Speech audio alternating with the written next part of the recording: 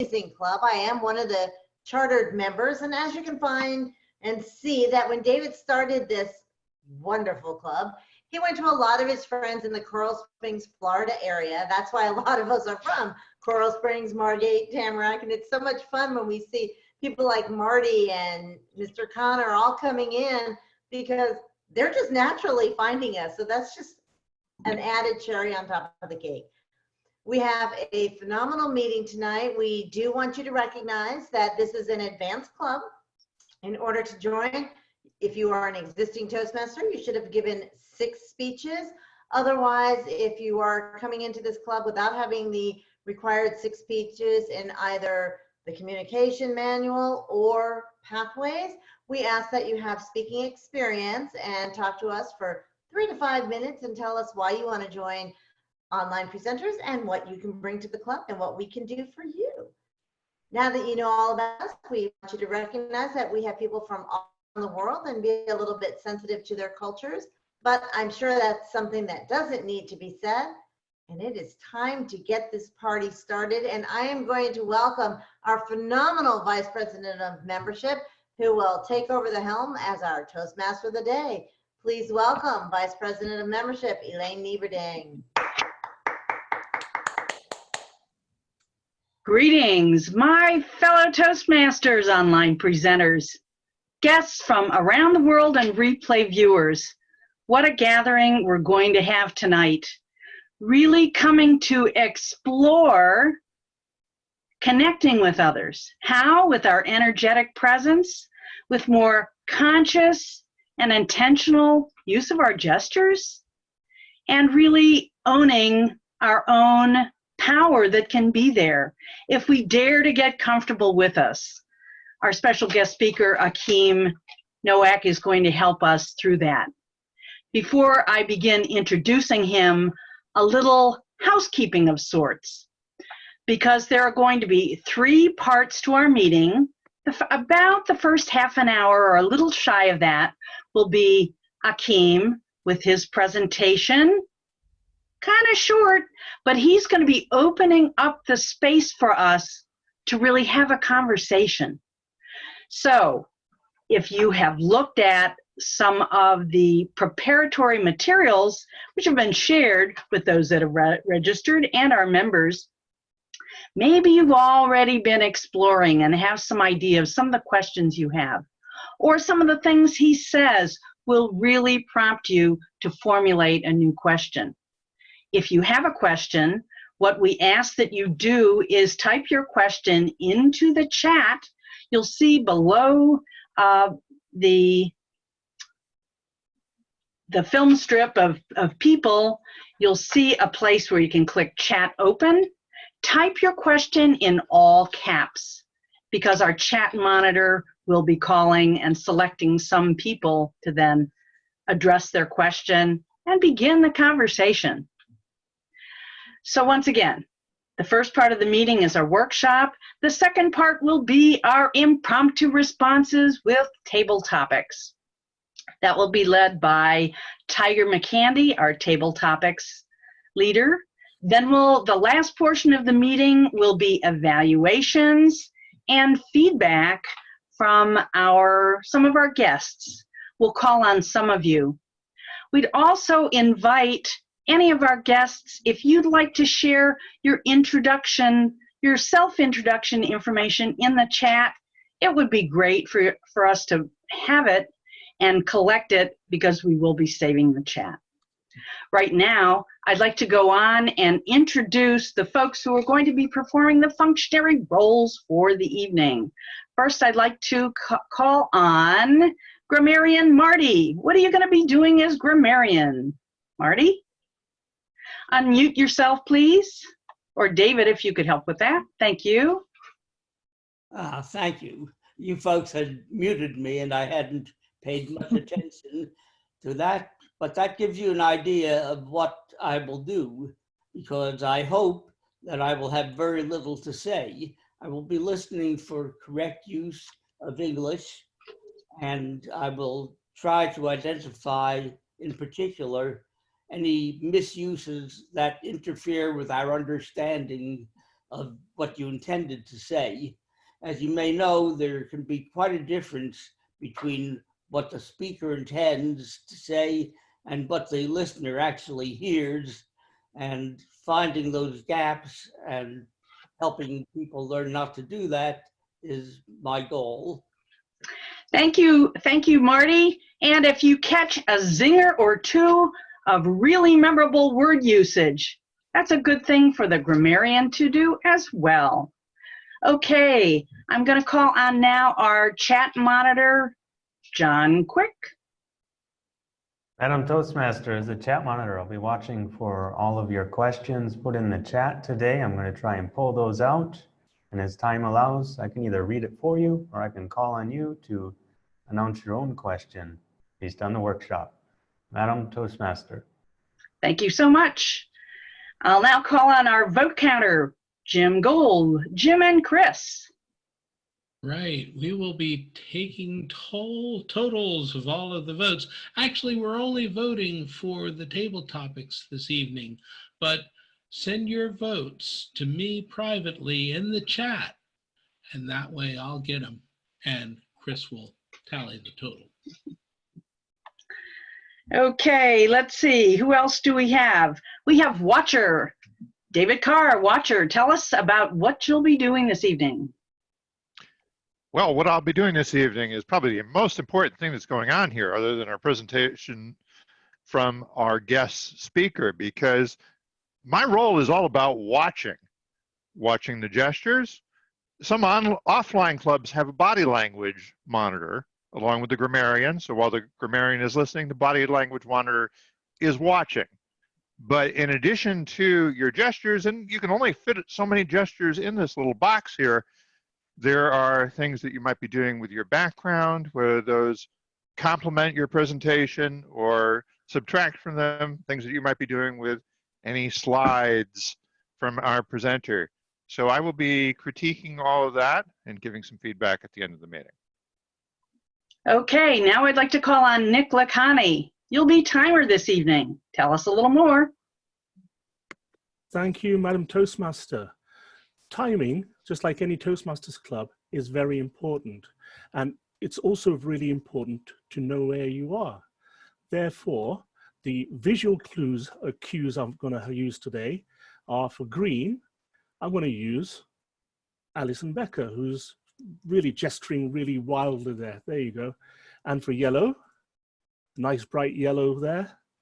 And for red, a nice deep red there. But if you go 30 seconds beyond red, you're going to go into overtime, just like that. So as you can see, I'm into the soccer and I'm into the world champions that happen to be my team. However, in terms of the table topics, it's the usual 1, 1.5, and 2 minutes. And for the evaluator, 2, 2.5, and 3 minutes. If Achim would let me know if he wants any timing to be done, I'll be happy to do that for him as well. Please watch your time, pin me, and request an audible signal if you require it. Back to you, Madam Toastmaster. And lastly, I would just like to mention that our general evaluator is Deborah Carr. She'll be explaining her role when she begins it at the last portion of the evening. With that being said, I'd like to mention that our theme of the day, Real quick, I just want to make sure that all of our guests are aware that this meeting is going to be recorded and it will be available on the internet also.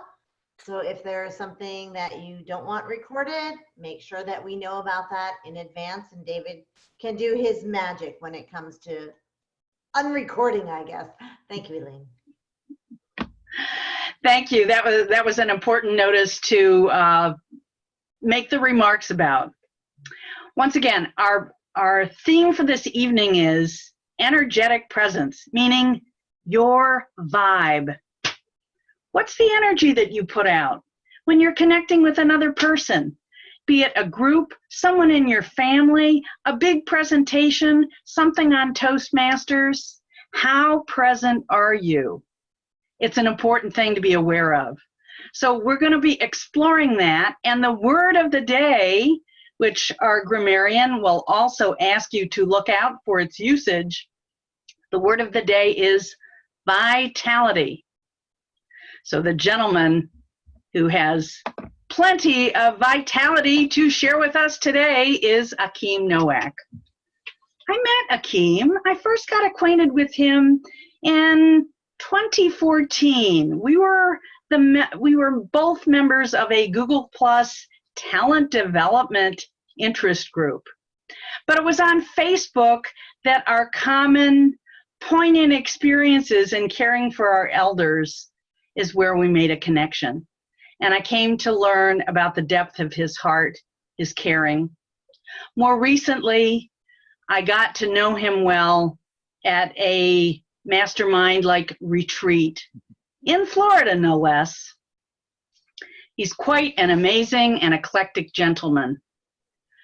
He is the author of 3 books, all of which are relevant to us. Power Speaking, Infectious, and In the Moment. There you go. In 2004, he began his service to others with his company, Influence, a coaching and training company.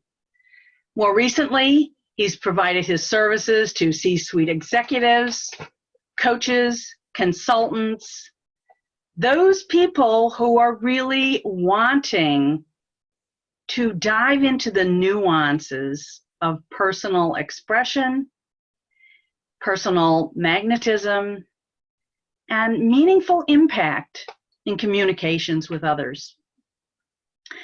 He is going to be addressing us on this thing about gestures, and it was this article, "When you pitch an idea, gesture please."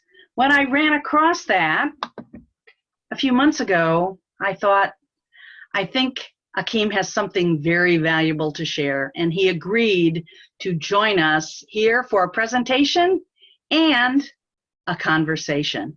And with that, I turn the space over to Achim Nowak. Let's give him a warm welcome.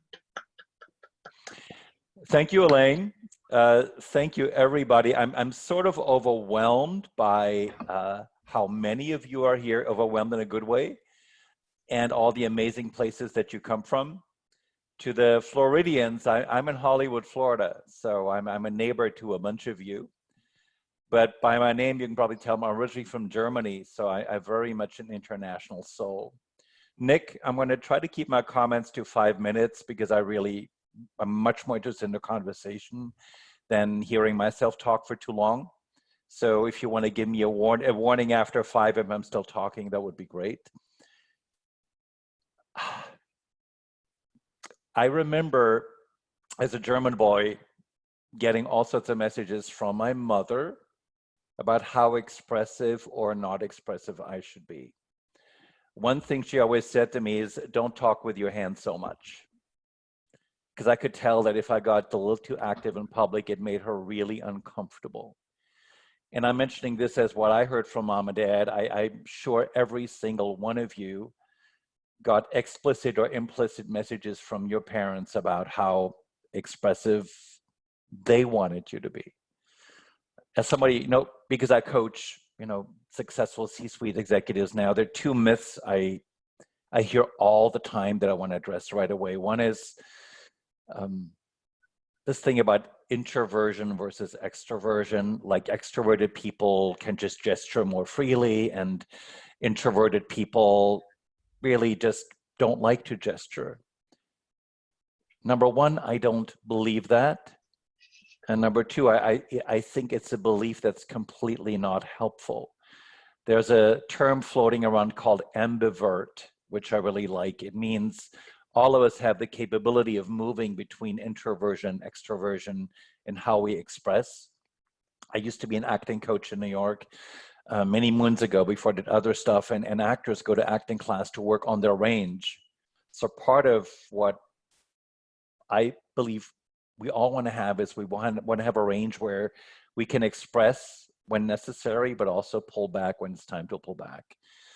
The other item that was already mentioned, I'm glad you addressed it, is that different cultures have different norms around how many gestures we should use. And I believe there's lots of truth to it. Because I, however, coach mostly in multinational global corporations. I love that we have our colleague from Shanghai here. I've done a lot of work in Shanghai. There is this emergent global communication language.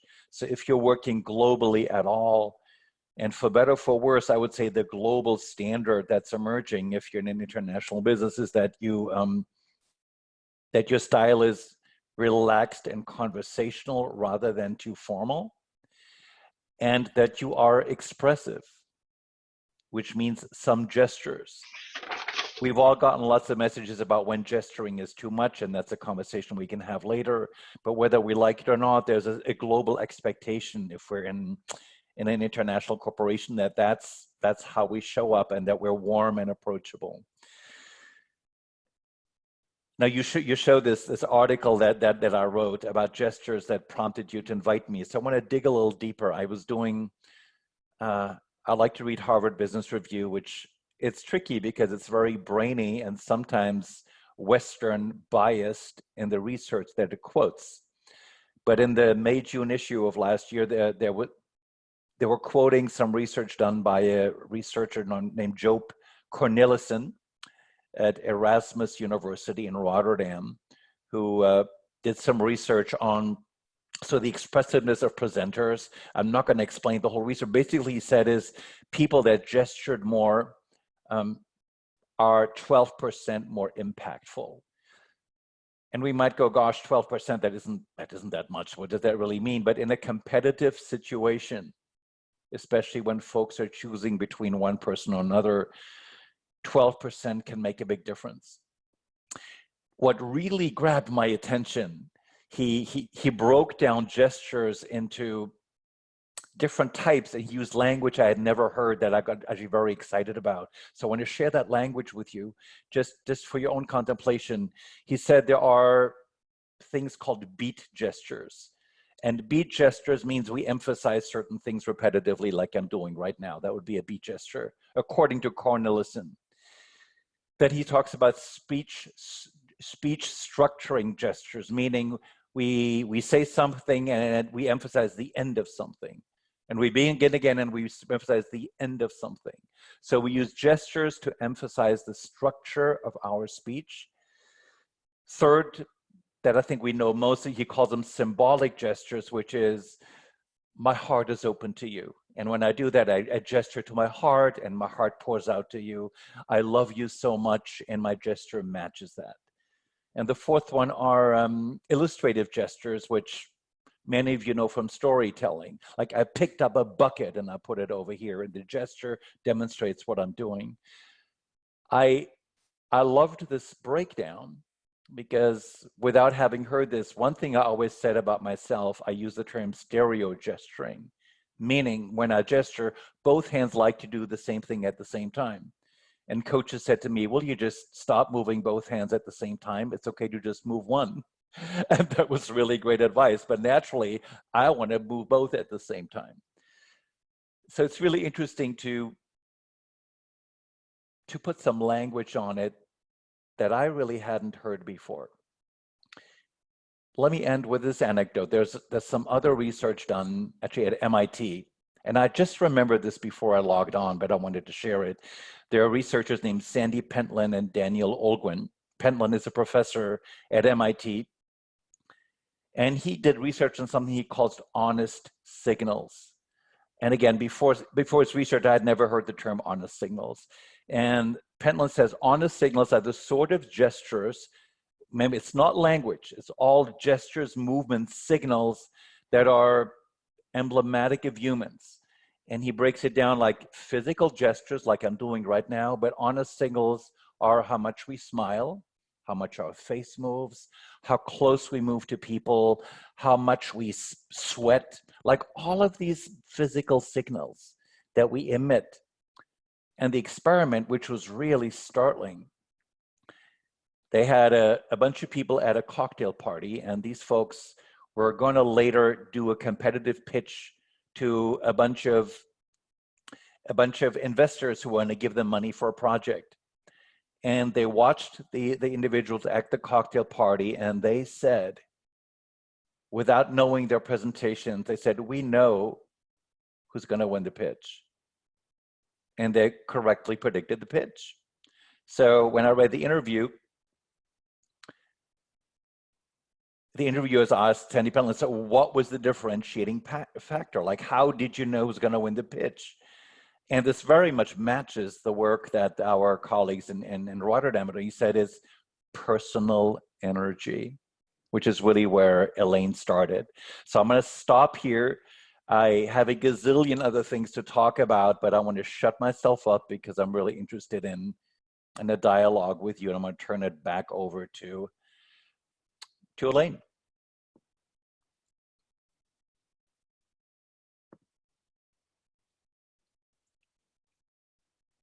You're unmuted. You're not, we don't hear you right now, Elaine. You're still muted, Elaine. There you go. Thank I you. unmuted you. Thank you. Quick question for member Patty and Bruce Adams. Can you repeat the third gesturing type? Was that symbolic? The third one was symbolic, meaning if you say to somebody, my heart goes out to you, I do a gesture that shows my heart goes out to you. So it obviously, I'm using symbolic languages now. My heart goes out to you, but physically I am sort of matching the symbolic language I'm using. And I think many of us are familiar with that one, but I like to just know what the word is. I'd like to now turn this on over to John Quick to either read or call on some of the questioners who are putting some things in our chat. Take it away, John. Thank you, Madam Toastmaster. How about Christian from Mauritius? Can you share your question with us? Sure thing, John. So, Achim, thank you for sharing. Here's my question. As we speak to people across different countries, from different cultures, how do we identify that our expressive gestures are too little or too much? Is there like rule of thumb? How do we proceed to know that we're just not going overboard or it's just too much? Thank you. The biggest fear that I think I can say this most of us have is that we're gesturing too much and that it's going to drive people crazy. I always have to laugh. When I coach somebody, if I coach somebody from a so-called expressive culture, they usually tell me in advance, you know, I come from a culture where we use our hands a lot. And they tell me in advance, like they want to warn me. And when they then present to me, I find that they have self-regulated so much that they're not expressive enough for my taste. I very rarely see presenters that gesture too much. So I would urge you, for our own development, let go of the idea that you're doing too much. Another thing related to it, because I love your question, people always say is, I just want the gestures to be natural. Some people naturally do nothing. And if you naturally do nothing, that's not enough in my mind as a coach. So, because I'm an acting coach formerly, I believe in working with range. So, but in the spirit of natural, let's say, if I was coaching you and you were working on a speech, I would watch your natural impulses. I wouldn't tell you, do this gesture on this or do this on that. I would watch to see where you're naturally gesturing. I would say, did you notice the gesture you just made? That's great. Can you do more of that? Could you make it a little larger? So I'm not going to impose things on you. I'm noticing what your body naturally wants to do.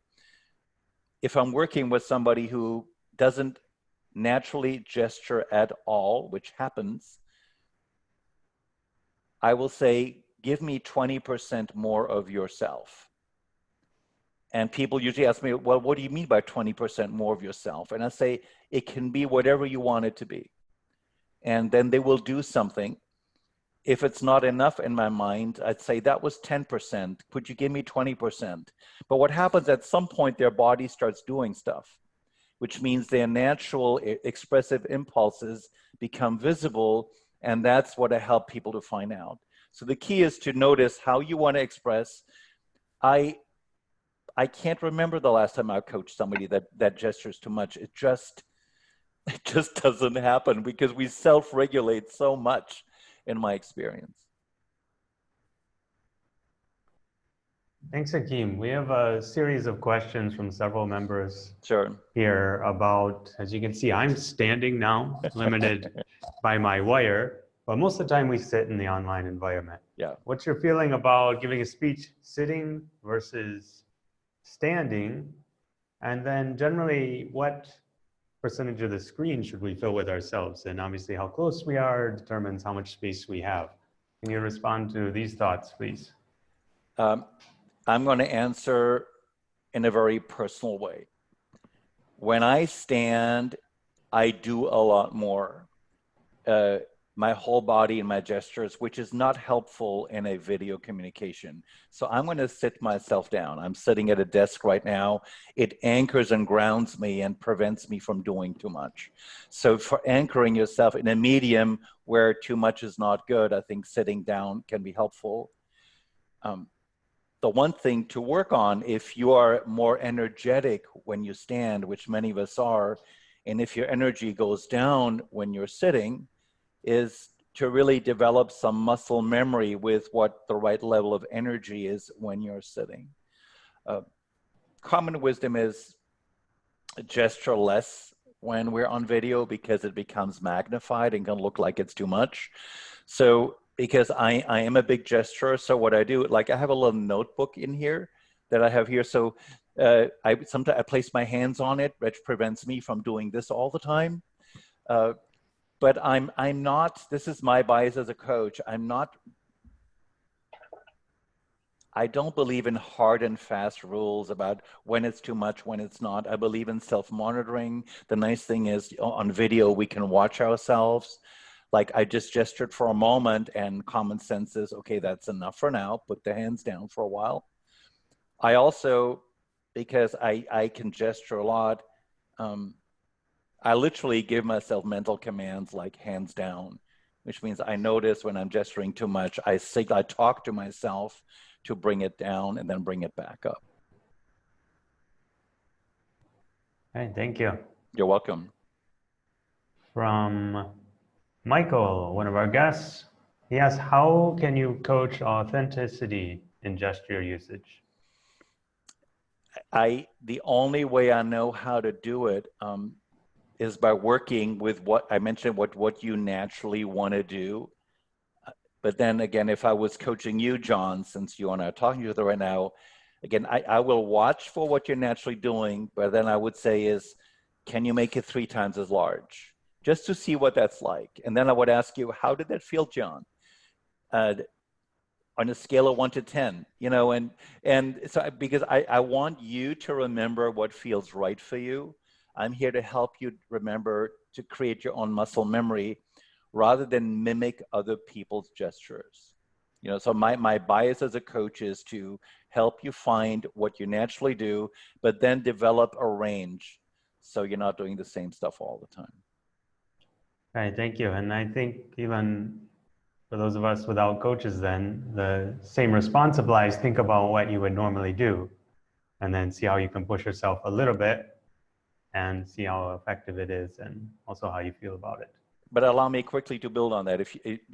If you don't have a coach, which is totally great, is if you have to do a 2-minute speech, you know, get a buddy who you trust, run it by that person, but let them know what kind of feedback you want, which is, I'm looking at how my gestures are. I'm afraid that they're too much. Would you watch? So you're letting your buddy know what you want her or him to watch for, and they'll be as helpful as a coach. Good, thank you. Okay, Bhushan says, well, I do a lot of Skype and Zoom meetings for work. Sometimes cameras are shut off. Is there something I can do to emphasize myself even if we don't have video feed? I love the question. The answer obviously is to use more emphasis on words. I think in Toastmasters, you're already well trained on taking language seriously. Most people use language like fast food. They just throw it out and they don't really use it. But use more emphasis, overemphasize, work a little more with slowing down your pace, speeding up your pace. We call this the dynamics of speaking. That becomes more important in the absence of a visual. And really have some fun playing with that. I'll tell you a 30-second story because it illustrates my first really big client I coached was, he was the #2 person in UNESCO. I was living in New York at the time, and his wife knew me, and she said, my husband is a really horrible, boring speaker, and he has to speak in front of hundreds of people all the time. And I met her husband, and he was a really boring speaker. I had to concur with her. And I was going like, shoot, how do I help this guy? And he has such a wonderful message. UNESCO is a good cause. You talk about things that people care about. And with each person, I try to figure out what's the entry point that will help that individual be better. And with him, he was able to play with emphasis, like emphasizing, take a sentence, what are the 2 most important words to you? Can you emphasize those more? That's a simple request. And suddenly there was a dynamic and rhythm to his language where it was flat before. So those are very simple things that especially when the visual isn't there, become more important. Hey, thank you. Lois, can you please share your question? Yes, sir. Thank you, John. One of the things we do in our club is we tell our members to try and keep their body language within frame. And I'm noticing that when you're giving your speech, you're going out here, your hands are coming up, they're coming up like this, they're going back. And that's something we've really been working our members with. So my question is, what should we be telling our members? Is it appropriate for our members to continuously say, you know, it gets bigger and bigger and bigger and then go outside the frame, or should we keep them inside the frame? I think inside the frame is preferable. So I think you're saying the right stuff. In case of doubt in my coaching, I will always coach people beyond technique, which to me, that's a technique thing. And it's important, but in case of like, if somebody goes out of frame, like I just did, for me, it's no big deal. I come back into frame. But so you're giving the right advice, but when somebody gets carried away, for example, I don't sweat that. The funny thing is, if this helps you, I coach a lot of people that are too polished, you know, and when a corporation calls me, they usually say is, can you work with her or him on their executive presence?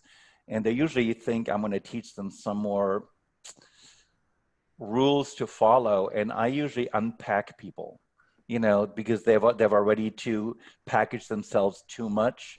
And so I can live with something technique-wise not being perfect as long as I get the spirit of the person. Like one thing I loved about you when you did the introductions, your spirit is really strong, and it really what you did was really hard to do. I mean, to keep the introductions moving. There are lots of people in the session, so because your spirit and energy was so warm and effervescent, and you were on it, you know, if you mess up a gesture, big deal to me. You know, but these are my biases as a coach. Thank you. So all of you who keep telling me I go out of frame, please make sure you heard Achim. Thank you, sir. Hey, David, can you ask your question, please? Yes, please. Yeah, I think you've given some of this along the way, but I was curious about how the kinds of gestures, the kind of body language that are appropriate in person and online are different. For example, how would the presentation you're delivering to us today be different if we were in the same room with you? What's your process of adapting that to this setting. You- And I'll just tag on one other thing is, you know, a lot of what you're saying is that it's really the energy that you deliver that is more important than the specific techniques in some way. How do we project energy through a computer screen, through a little box here, and reach out and grab people that we're trying to connect with? Well, I've been listening to you all, and I think you're doing collectively a fantastic job. So I'm just meeting you, but my sense of you is that you're probably, if I did a psychological profile, more of an introvert than an extrovert, but you're functioning really, really well as an extroverted person here. So you're energetically projecting probably more than you normally might, and you're doing it really well. My adaptation is, I loved your question. It was a cognitive question, but my adaptation is completely intuitive. What I work on with my clients, again, if you and I were working together, is because I used to be a theater director, I work with constant repetition. And at some point I would say is, do you remember how you just did that and how that felt?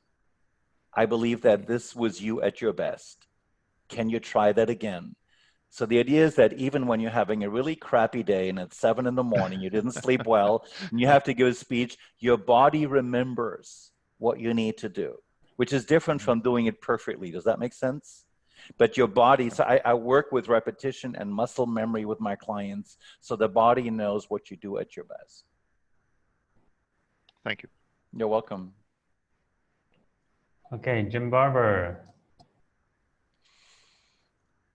Yes, thank you, John. I don't know if you have the time for this, but I would love to have more information about the 4 different types of gestures. I found that fascinating. And I was wondering, you know, for example, is a particular gesture a better thing to do in a particular situation, that sort of thing? The researcher himself, Mr. Cornelissen, doesn't do that. So he says, we're prone to doing all of these and all of these at different times. So the coach in me would say, just be mindful of what you're doing, mix it up. For example, the beat gestures, first one, you know, you can't do too many of those in a row. You're going to drive people nuts, right? So that's probably, you can, you know, you've seen people do that. Like that's a beat gesture too much. If you're constantly doing symbolic gestures, somebody at some point will want to strangle you and want to haul you off stage, you know, because good gesturing is fluid. And another term that's helpful when I coach people is resting positions. Like we gesture and then we go to a resting position. The example here was my notebook. I put my hands on it. That's my resting position. I'm not gesturing now, you know, and so having a natural flow between going to your resting position and flowing and having an intuitive sense of what that is really helpful. And for many people, resting positions are harder than the gestures. You know, because you feel like I'm standing still, I'm not doing anything, I feel horrible, and doing something actually feels more comfortable than resting. So I don't know if I would urge you, like Elaine can send you the link to the article in Harvard Business Review. I think she has already done that, that I just extrapolated from, but that article is worth reading, and it was really interesting research to me. May-June issue of Harvard Business Review from last year. Thanks, that was great. You're welcome. Hey, thanks everybody for your questions. We've run out of time. We tried to get to as many people as possible. I'll highlight the questions we didn't get to in the chat so we can think about them again. And now let's go back to Toastmaster Elaine. Hi, everyone. What great conversation. The dynamics and flow in this meeting has been different than anything I've experienced in online presenters before. It's great to know we can do this. The good news is Achim has agreed to stay after our meeting's official end. So those who haven't had their questions addressed, you can, if you like, stay afterwards for more conversational Q&A. And now I'd like to turn things over to Tiger McCandy. It's time for Table Topics Impromptu Responses. Thank you, Elaine. If you Google Elaine, you will find the word vitality. She exudes it. She can't help herself, I don't think. My first question is for Viviana. Viviana, behind me is where I have my greatest vitality, my positive energy. It's where I go to think. So tell us about a place where your vitality is good.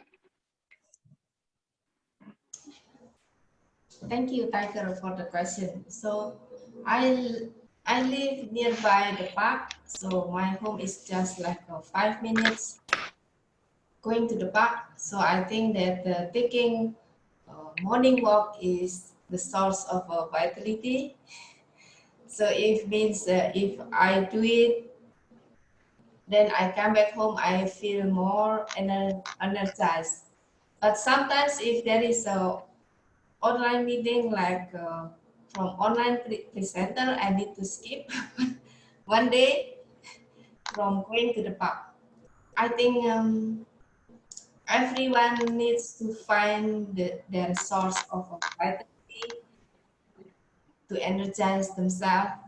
If it is good, if you can find it around home or outside your home.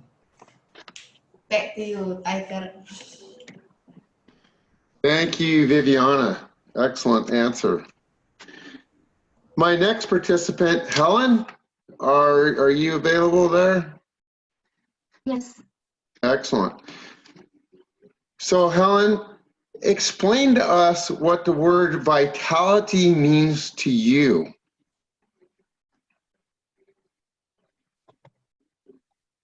Thank you, Tiger. That's a very interesting question. In my childhood, I think vitality means go out and explore the whole new world.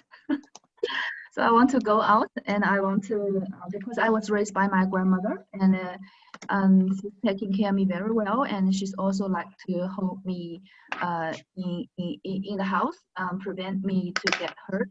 So what I really want to do after I graduate from university is I want to go out to explore the outside world.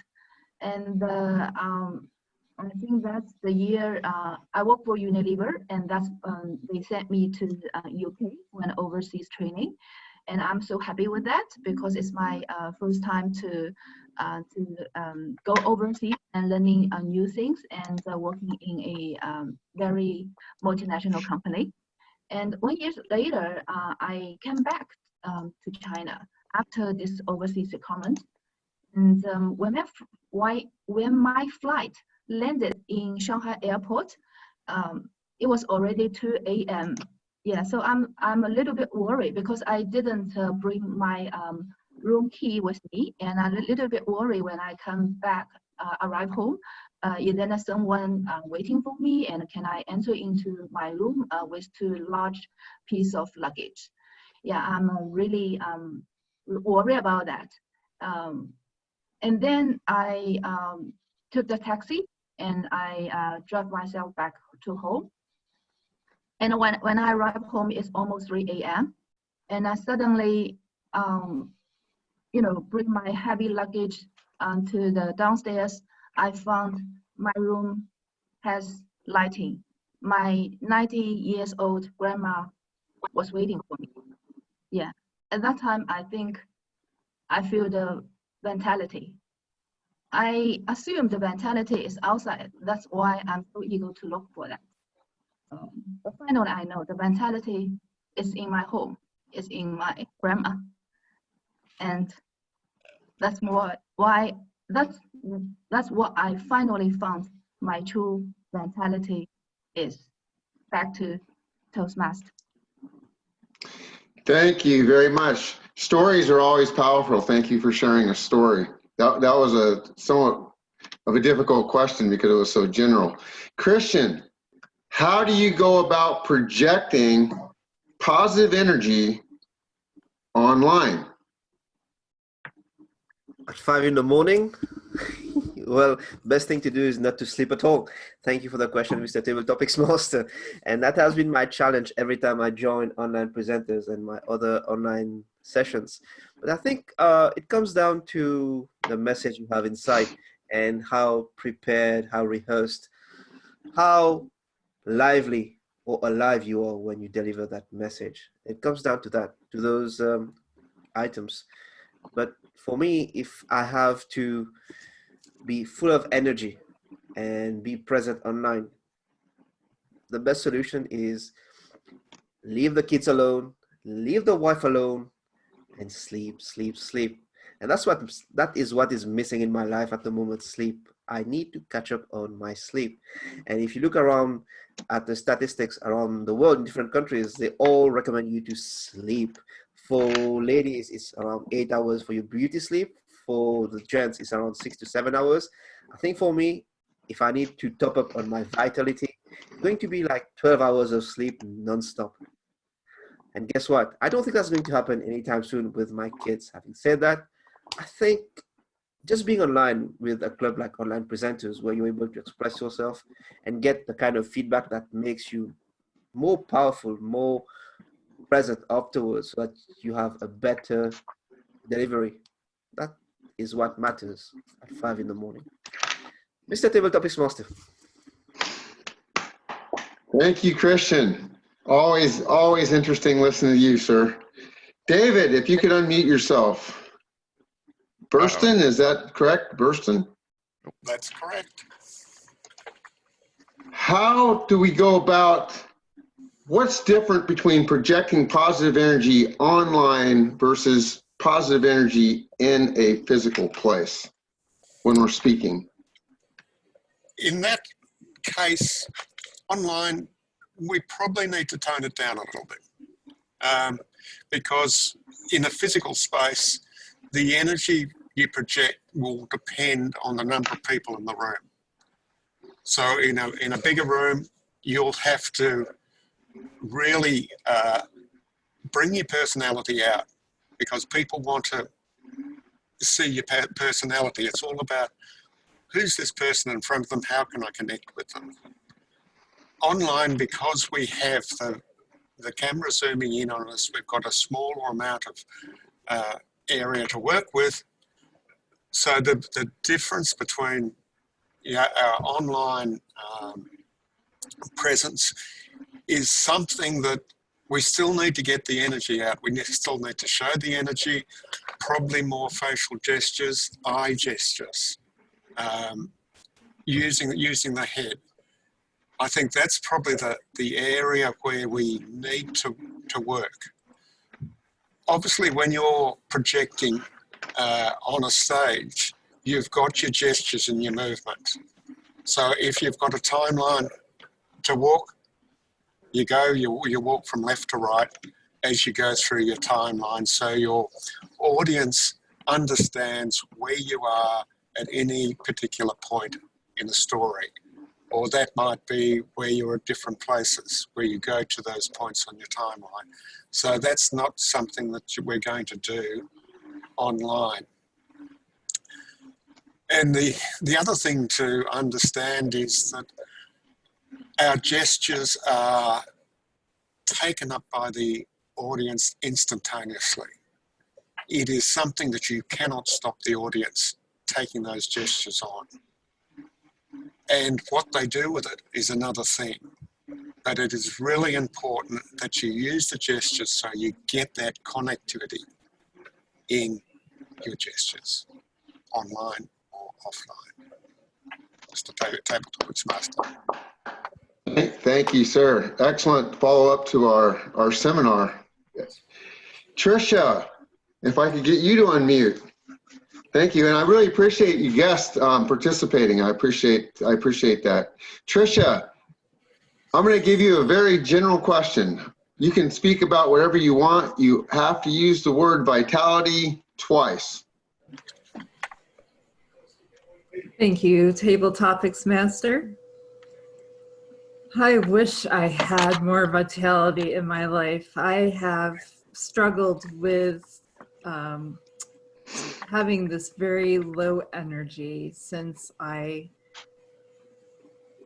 fought and won my battle with cancer 5 years ago. I just have never gotten the vitality back that I had prior to the diagnosis and treatment. However, I do derive a lot of vitality through my Toastmaster life, and I'm very active and I get a lot of enjoyment out of it, and I just love seeing others find their voices through Toastmasters and see them grow and then live off of their vitality. But yes, I wish I felt I had more vitality than I really do. Thank you. Wow, thank you for that heartfelt answer. You know, people tell me that you can't feel emotion through the computer. I'm sorry, I don't buy that one bit. How much time do I have, Mr. Timer or Toastmaster? Do I have time for more questions? I think you have time for one more. One more question. Andrew, let's end with you, sir. Tell us a story about when your positive energy and your vitality completely turned around a negative situation. Be personal, business, however you want to approach it. Great question, Tiger. I was in college during those radical student years between 1968 and 72. Vietnam War was going on, and there were a lot of different controversies taking place. On my campus, there was a great controversy, not only about the war, but about other administrative issues. One issue that I was particularly involved with was the right of the students to create, own, and operate an ambulance company. Back then, there was no EMS, and it took a half hour in each direction to get transportation from a hospital. In that circumstance, we said, we can do a better job, and we did. There was a lot of commotion. There was a lot of sit-ins at the administrative offices. But finally, with shouting, with our fists, we said, we need to have this. We have the money. We're going to do it, whether you want us to or not. That was what I remember with vitality, influencing people and changing minds. Thank you, sir. Excellent, excellent job of finishing up a great session of Table Topics. Thank you all for participating. I will turn the meeting back over to our esteemed Toastmaster of the day, Elaine. At this point, I'd like to get a report from our timer, Nick Lacani. Did all of our participants qualify to receive votes? Thank you, Madam Toastmaster. As you can see from the chat, I've actually posted all the times. Nobody went overtime. However, unfortunately, Viviana didn't make the 1 minute. So therefore, I believe that all qualify apart from Viviana. So at this point, I'd like to invite both members and guests to vote for either David, Tricia, Andrew, Christian, Andrew, David, Tricia, Christian, or Helen. Viviana. Also Viviana. You didn't qualify. Didn't qualify. Oh, I'm sorry, I missed it. Okay, so there are 5: David, Tricia, Andrew, Christian, and Tricia. And for the benefit of guests, you send a private message by either clicking on where it says vote counter Jim and Chris, or there's a little drop down box where you can change it from everyone to just vote counter Jim and Chris.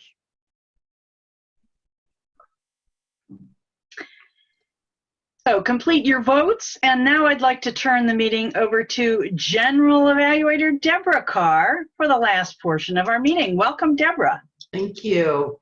Well, it's been an exciting meeting tonight, and surprise to me and a surprise to you, we have a special evaluator tonight, and that is Jim Barber. So Jim, if you'll give us your evaluation of this presentation tonight, that'd be great.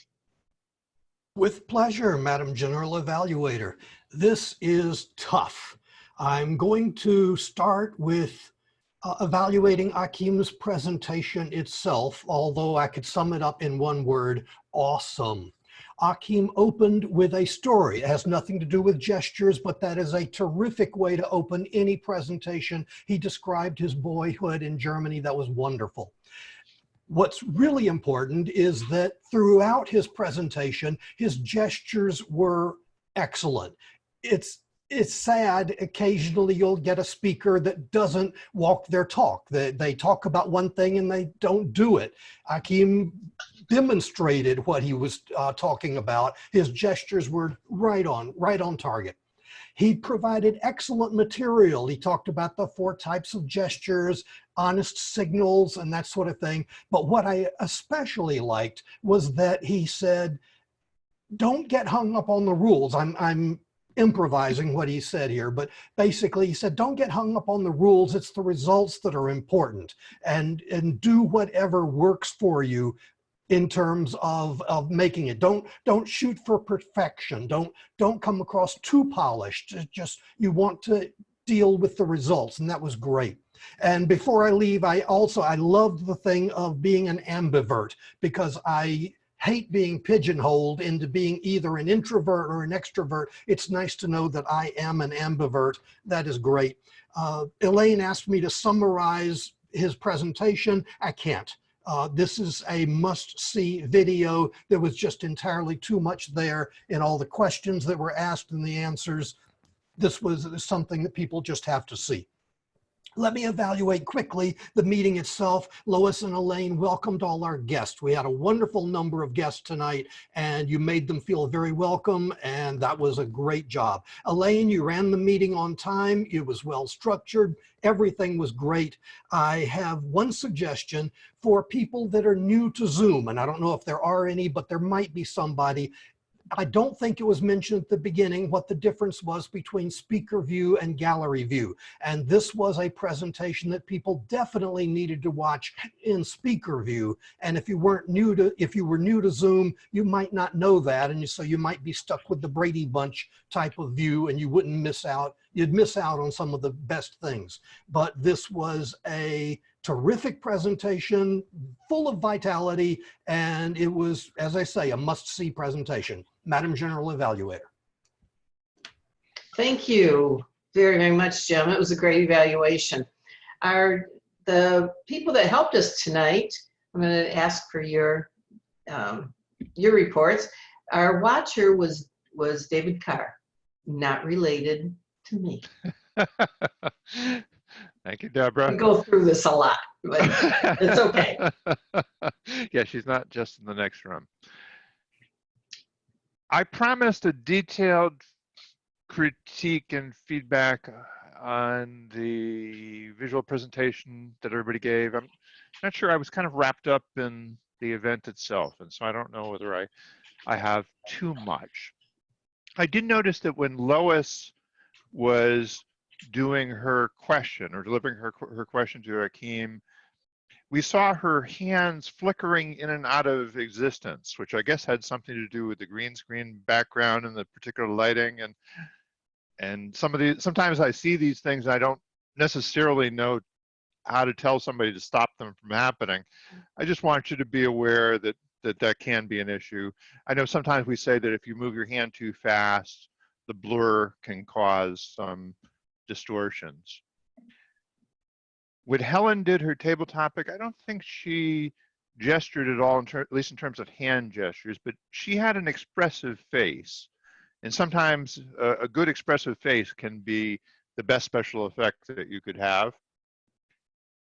David Burson gave a table topic in which he was talking about gestures, and I thought you also saw him using his gestures, again, appropriately within the camera frame in a telling way that was appropriate to his message. Andy, I'm not sure whether you used gestures at all. I'd have to go back and look at the replay, but there probably were some things that you could have maybe used a little bit more of emotion to emphasize how things were chaotic on campus and what the nature of the protest was and how you addressed it. Time. Just a few thoughts. Thank you, David. And our chat monitor was John Quick. John, if you'll give us your report. General Evaluator. We were able to use the chat successfully tonight for questions. You were posting them in. I was pulling them out, trying to keep track and get attention on as many people as possible. So that worked really well tonight, I felt. If you want to save the chat, go to the bottom right-hand corner of your chat window. For me, it's 3 dots, and then there's a click on that. There's a button to save the chat. That's if you want to take it with you.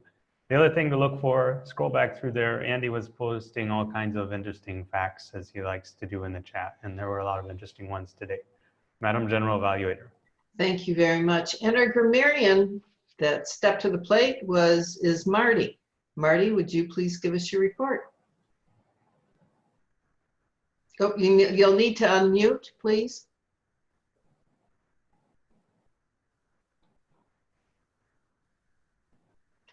Bottom left, and there's a little microphone, and just click. There you go. My problem is that I have a dual screen set up, and it took me a moment to get my cursor over to the screen that had the control set up here. Well, I am very pleased that I didn't pick up one incident where I thought a word was misused. On the other hand, I didn't notice anything especially wonderful either. So I will say that that part of it, I was just very proud to be a Toastmaster and hear all of us being so expert in communication. Regarding the word of the day, I am, as I said, a little rusty, so I may have missed somebody, but the ones I noticed using it were Tiger, Helen, Christian, David, Tricia. Apparently I wrote David twice. Okay, so those were the ones I noticed, and I think they did very well. I was delighted. Madam General Evaluator, all yours. Thank you very much, Marty. Appreciate you too stepping to the plate as you did. We have, so many guests tonight. I can't call on everybody, but if a couple would like to give us your report, what you thought of the meeting tonight, that would be wonderful. Deborah, we'll go ahead and do that afterwards. Oh, we're gonna do it after. Yeah. Okay, thank you. Our vote counter is Jim Gould, and one of you two. Which one wants to give us the drum roll and our votes on the table topics? Okay, well, we tallied the votes together here, and Chris is going to give me the envelope now, please. Here we go. And the winner is Andrew. Thank you very, very much. For my report, I not only enjoyed the presentation, the examples that Achim gave us, but in watching everyone, everyone was very intent on listening, not only listening, but watching your gestures, Achim, so we could learn more, and I appreciate you being here. I also enjoyed the table topics that Tiger had. It kind of made us not only take a step back in time like Andy had, but there was some really good information that all of us learned about one another in that. So with that, I wanted just to keep my report short, so due to time. And I really enjoyed the meeting. Like, all of them are all fun. Some of them are so special, like this with Achim here tonight. And we had so many wonderful guests. It's great. And I'm going to hand this right over to Lois now, and she'll take it from here. Thank you. Thank you, Deborah. I think Elaine wants to just finish up her Toastmaster of the Day responsibilities before I take it back as president. Well, we'll be on I want to give a grand thank you to our special guest, Achim. And I want to correct the picturing of his 3 wonderful books, which are great resources. The first one is called Power Speaking. We might want to know something about that. Given that you know this gentleman a little bit better, perhaps this is something you'll explore. Or Infectious, which is a little bit more about our energetic presence when we're communicating and making impact. And lastly, In the Moment, the practical guide to living a mindful life in a distracted world. And I'd just like to ask Achim, if folks want to stay in touch with you, how can they do that? Unmute. Oops. I got you. You're Oh, unmuted. thank you. My website is brilliantbest.expert, not .com, .expert. And you can just, I have a free message that goes out every Monday morning. I don't sell anything on it, so rest assured I'm not going to try to sell you stuff.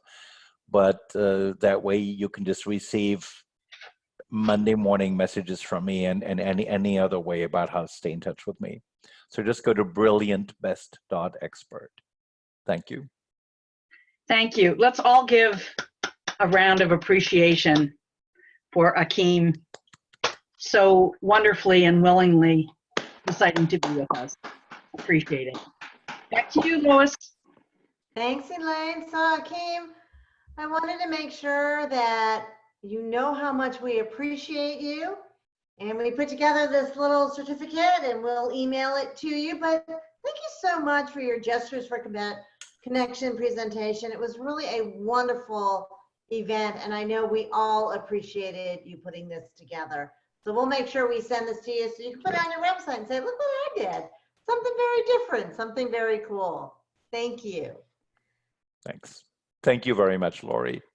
Lois, that's okay. Lois. But I do have a question. Lois. That's okay. What do you think? How did you like it? I've presented at Toastmasters in New York, but the structure is somewhat new to me. So I loved the variety and I loved the many different voices I got to hear. So that was a pleasure, just a true pleasure. Well, we hope to see you back again, this time maybe more as someone who's just interacting with us. How's that sound? Great. To our guests, I'm just going to call on a couple of guests to see what did you think. So I will start with Nancy, Toastmaster Nancy. What did you think about the meeting? Hold on, let me unmute you. Okay, go ahead. It's not unmuting. Can you unmute yourself? Unmute. Hello. Hi. Thank you for the opportunity to listen in on this most timely presentation about a topic that I think we all can benefit more from. I really appreciated everyone's contribution. I had one question that went kind of unanswered, and I'm asking it because I'm participating in the evaluator contest at the area level in a couple of weeks, and I was told that if you don't offer constructive criticism or something challenging for the speaker, that you never advance. And so when the evaluation was being done for the amazing speaker, there was no criticism, and I thought that's an interesting challenge to be asked to evaluate someone who's an honored guest. And I just wondered if anyone had anything to comment about that, what you would do if you were the evaluator for a meeting where there was an honored guest, how you would ask that person to challenge themselves or what you would suggest they do to improve. Sort of interesting idea. I have to agree with you. I think it is a very interesting idea, but because it is an honored guest, I don't think you'd really give them any specific ideas online like this, but Jim might want to connect with Achim personally afterwards. I know when I'm in a presentation, and those of you that know me, I can't help myself. I'll walk up to a speaker afterwards. You did a great job. Do you want any other feedback? And if they say yes, then I'll chat with them a little bit, even though they are the honored guest. And I think that in this scenario, it is much better for us to do that personal one-on-one than you would do it in front of everybody. So That is a brilliant suggestion. I'm so glad I asked. I'm pretty new to Toastmasters, so I'm not sure what the protocol was, and I didn't have any criticism to share. I just wanted to ask the question, so thank you. there you go. Thank you. David Crawford, what did you think? I enjoyed myself at this meeting. I thought it was very interesting. I'm starting to get into the concept of doing online Toastmasters. I've been a Toastmaster for 10 years. A friend of mine in New Hampshire asked me to join her club, and it just didn't work out for me time-wise. And this is a club that happened to meet at a time that I could actually show up to a meeting. So I was very happy to come here and witness how you guys interacted, and I look forward to coming to a future meeting where I can see what you guys are like in a traditional meeting as opposed to a special presentation like this. So thank you very much for having me. You also. Tricia mentioned in the chat box that there is another presentation tomorrow. Tricia, if you can go ahead and post that again, if everybody has some time tomorrow, there is one of our world-renowned Toastmaster leaders who's giving a speech on storytelling. Members, just so you know, we are getting towards renewal time. The executive board also met, and we are going to have our first video or our next video conference on March 23rd and our webinar contest on April 20th. And lastly, the board did agree that at the end of each month, we will stay a little bit later. We'll have at least one board member that's going to stay later to answer any questions so that we can guarantee we'll be on for an extra 15 to 30 minutes. That pretty much wraps up. We are at 8:56. Nick, you are our Toastmaster of the day next week, and I saw you needed some evaluators. Well, I've had 2 speakers drop out in the last 45 minutes, would you believe? No, I just looked.